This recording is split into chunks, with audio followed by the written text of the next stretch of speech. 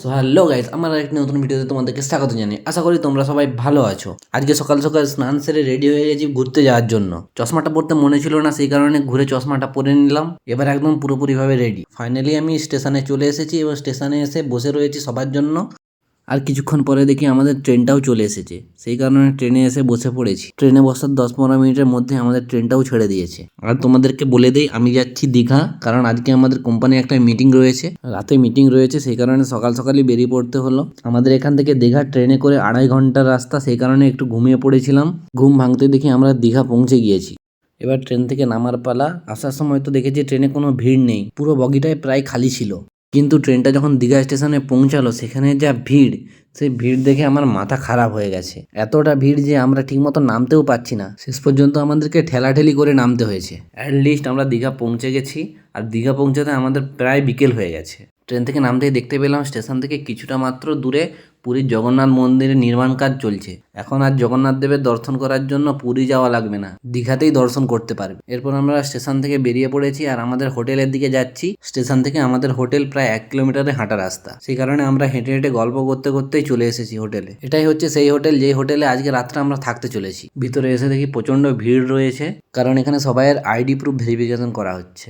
ID proof verification করার পর আমরা সিঁড়ি দিয়ে উপরে চলে এসেছি আমাদের রুমে যাওয়ার জন্য। আর এইটা হচ্ছে যে আমাদের রুম, যেই রুমে আমরা আজকে থাকতে চলেছি। এতটা জার্নি করার পর আর ভালো লাগছিল না, সেই কারণে রুমে এসে শুয়ে পড়েছি। সবেমাত্র একটু শুয়েছিলাম, কিন্তু তখনই বাবা ফোন দিল যে উপরে মিটিং শুরু হয়ে যাবে।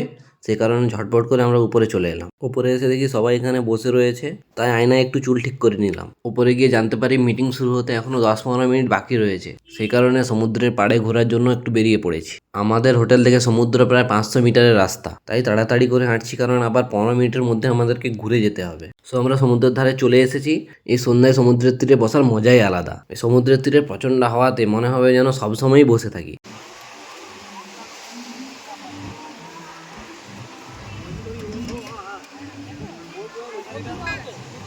সবেমাত্র একটু ঘুরেছি, তখনই বাবা ফোন করলো যে মিটিং শুরু হয়ে যাবে, সেই কারণে আর দেরি না করে তাড়াতাড়ি চলে এসেছি।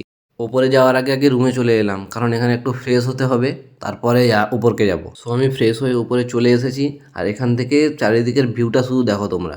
So beautiful, so elegant, just looking like a wow. Just looking like a wow. আর আজকের মিটিংটা এখানেই হতে চলেছে। এখানে এসে দেখি অনেকে চলে এসেছে, আবার অনেকের আসা বাকি রয়েছে।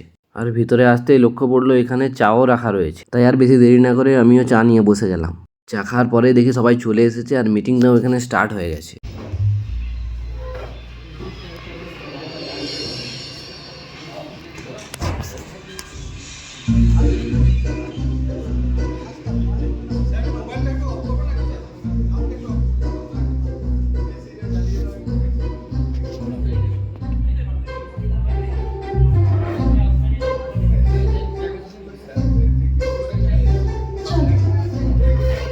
দেখে মনে হচ্ছে মিটিংয়ের মধ্যে একদম সিনেমা চালিয়ে দিয়েছে।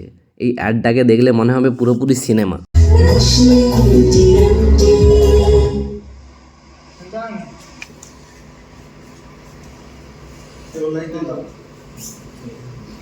আর এই মিটিংয়ের মধ্যে প্রত্যেকের একটা করে গিফট ছিল, সেই কারণে সবাইকে যে যার গিফট দিয়ে দেওয়া হচ্ছে। দেখা যাক কোম্পানি থেকে কি গিফট দিচ্ছে। তোমরা দেখো, আমি আমার গিফটটা এখানে পেয়ে গেছি, তো পরে খুলে দেখাবো কি আছে। মিটিং শেষ হওয়ার পরেই আমরা নিচে চলে এসেছি খাবার খাওয়ার জন্য। খাবারের মেনুতে অনেক রকম আইটেম ছিল, কিন্তু ভিড়ের জন্য তোমাদেরকে দেখাতে পারিনি।